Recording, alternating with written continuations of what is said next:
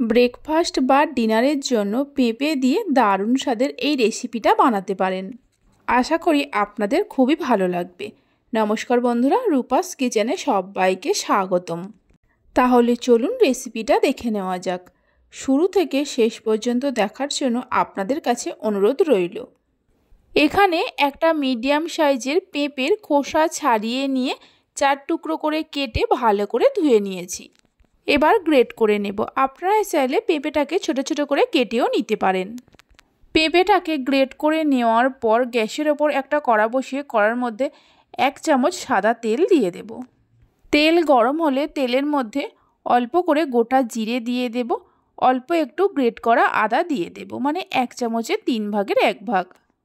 অল্প করে হলুদ গুঁড়ো, লঙ্কার গুঁড়ো আর জিরের গুঁড়ো দিয়ে দেব। মিডিয়াম ফ্লেমে মশলাগুলোকে 1 মিনিটের মতো ভেজে নেব। মশলাগুলোকে ভেজে নেওয়ার পর গ্রেট করে রাখা পেঁপে দিয়ে দেব। এই সময় গ্যাসের ফ্লেমটা লোতে রাখতে হবে। গ্রেট করা পেঁপেগুলো দেওয়ার পর স্বাদ মতো নুন দিয়ে দেব, সামান্য চিনি দেব আর সামান্য গরম মশলা গুঁড়ো দিয়ে দেব। গ্যাসের ফ্লেমটা হাইতে করে মশলার সঙ্গে পেঁপেগুলোকে মিনিট 2 সময় ধরে ভেজে নেব। পেঁপেগুলোকে ভেজে নেওয়ার পর এর মধ্যে সামান্য জল দিয়ে দেব। খুব বেশি জল দেওয়ার প্রয়োজন নেই। জল দেওয়ার পর জলটা মিশিয়ে নিয়ে গ্যাসের ফ্লেমটা একদম লোতে করে পেঁপেগুলো সেদ্ধ হওয়ার জন্য মিনিট 2-3 সময়ের জন্য ঢাকা দিয়ে দেব। 3 মিনিট পর ঢাকা খুলে পেঁপেগুলোকে একটু নাড়াচাড়া করে নেব। পেঁপের পুরটা তৈরি হয়ে গেছে। গ্যাসের ফ্লেমটা বন্ধ করে দিয়ে ঠান্ডা হতে দেব। পেঁপের পুরটা ঠান্ডা হতে থাক, ততক্ষণে আটাটা মেখে নেব। একটা পাত্রের মধ্যে নিয়ে নেব 1.5 কাপ আটা। পরোটাটা আমি আটা দিয়ে বানাচ্ছি, আপনারা চাইলে ময়দা দিয়েও বানাতে পারেন। অল্প করে কালো জিরে দিয়ে দেব, স্বাদ মতো নুন দেব, 1 চামচ সাদা তেল দিয়ে দেব। সব কিছুকে আটার সঙ্গে মিশিয়ে নেওয়ার পর অল্প অল্প করে জল দিয়ে একটা ডো তৈরি করে নেব।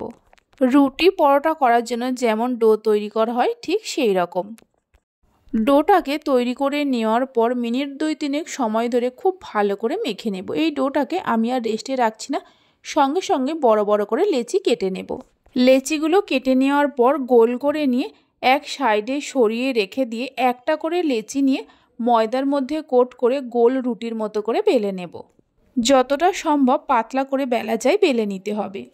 যদি মোটা করে বেলা হয় তাহলে ভেতরটা কাঁচা থেকে যাবে। দেখুন, ঠিক এই রকম করে বেলে নিতে হবে।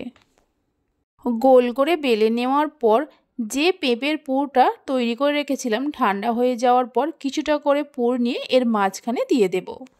পুরটা কম বেশি করে দিতে পারেন। পুরটা দেওয়ার পর 1 চামচের মতো টমেটো সস দিয়ে দেব। টমেটো সসটা সম্পূর্ণভাবে অপশনাল, আপনারা চাইলে দিতেও পারেন আবার নাও পারেন। সসটা দেওয়ার পর হাতের মধ্যে অল্প করে জল নিয়ে গোল করে চারিদিকে ভালো করে লাগিয়ে দেব। এতে পরোটাগুলো ভাজার সময় আর খুলে যাবে না। জলটা লাগিয়ে দেওয়ার পর চৌকো শেপে মুড়ে নেব। যারা পেঁপে খেতে একদম পছন্দ করে না, এইভাবে পেঁপের পরোটা বানিয়ে দিলে খুব সহজেই খেয়ে নেবে। বাড়িতে বানালে খেয়ে আপনাদের কেমন লাগলো অবশ্যই আমাকে কমেন্ট করে জানাবেন। চৌকো শেপে মুড়ে নেওয়ার পর হালকা হাতে একটু চেপে চেপে দেব। দেখুন, ঠিক এরকমভাবে প্রত্যেকটা পরোটাকে তৈরি করে নেব। এবার ভেজে নেব। তার জন্য কড়াতে কিছুটা সাদা তেল নিয়ে গরম করতে বসিয়ে দিয়েছিলাম। তেল গরম হলে পরোটাটা দিয়ে এইভাবে ওপর দিয়ে অল্প করে তেল ছিটিয়ে দেব। তাহলে পরোটার দুটো সাইড সমানভাবে একই সঙ্গে ভাজা হয়ে যাবে। মিডিয়াম ফ্লেমে উল্টে পাল্টে পরোটাটাকে ভালো করে ভেজে নিতে হবে। রেসিপি ভালো লেগে থাকলে অবশ্যই একটা লাইক করবেন, বন্ধুদের সঙ্গে শেয়ার করবেন। ভালো লাগলে চ্যানেলটি সাবস্ক্রাইব করে পাশে থাকা বেল আইকনটি প্রেস করবেন নতুন রেসিপির আপডেট সবার আগে পাওয়ার জন্য। উল্টে পাল্টে দুটো সাইড ভালো করে ভেজে নেওয়া হয়ে গেছে।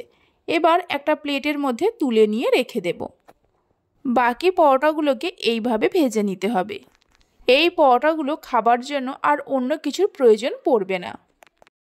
সমস্ত পরোটাগুলোকে ভেজে নেওয়ার পর একটা পরোটাকে ছিঁড়ে নিয়ে দেখিয়ে দিচ্ছি। দেখুন পরোটার ভেতরটা কত সুন্দর হয়েছে। তাহলে চলুন ভিডিওটা আমি এখানেই শেষ করছি। আপনারা সবাই ভালো থাকবেন, সুস্থ থাকবেন। ধন্যবাদ।